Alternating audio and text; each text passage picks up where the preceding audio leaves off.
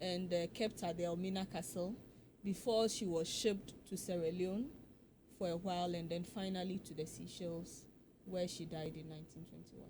1921. She died in 1921. Do we know how So old she was? if she was born in the 1930s, so I would assume she was in her 90s by the time she died. 1830s, you mean?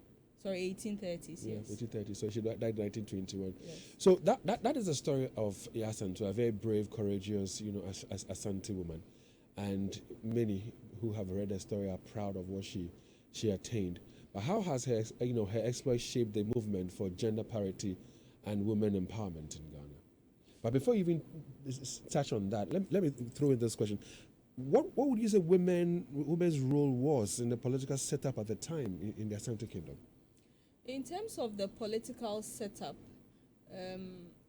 Asante's political structure was like a pyramid, right? At the apex, you would have the Omanhene and then the Omanhema, right?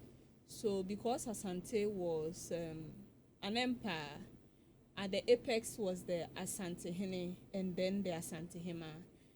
Usually, as is in existence now, when we look at the nature of the political setup now, it's easy to say that, okay, the Ohema is under the authority of the Ohene. But in the pre-colonial times, these two stools were considered to be parallel stools, right? And because of the key role the Ohema played, even in the selection of the Ohene, you couldn't undermine the authority of the Ohema.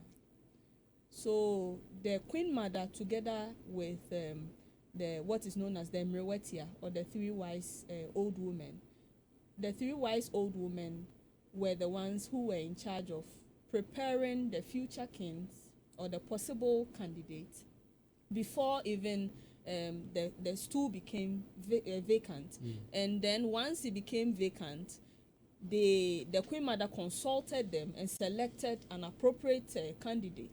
And this candidate was sent to the council, and it was agreed on whether or not the council wanted that candidate.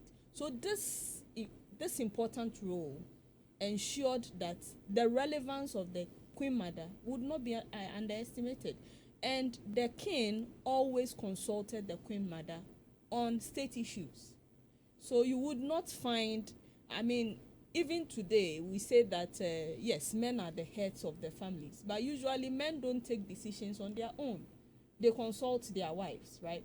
So you would have a man fronting the home, but there is a woman whose counsel is ensuring that the man is fronting the home.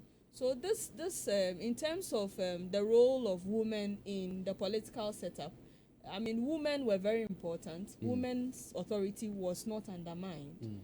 And their biological setup did not affect them in any way in all this? Yes, the biological setup is what sometimes hindered women's political contribution, because a woman in her menses was deprived from taking part in a lot of state activities because she had to seclude herself from the people. You can also talk about childbearing. A woman in her childbearing age was limited by her domestic responsibilities. But once a woman reached her menopausal stage in Asante, she was considered to be on the same level as the men, right? The impenyifor within the political setup, the woman and the man were considered to be the same once the menopausal stage was reached. So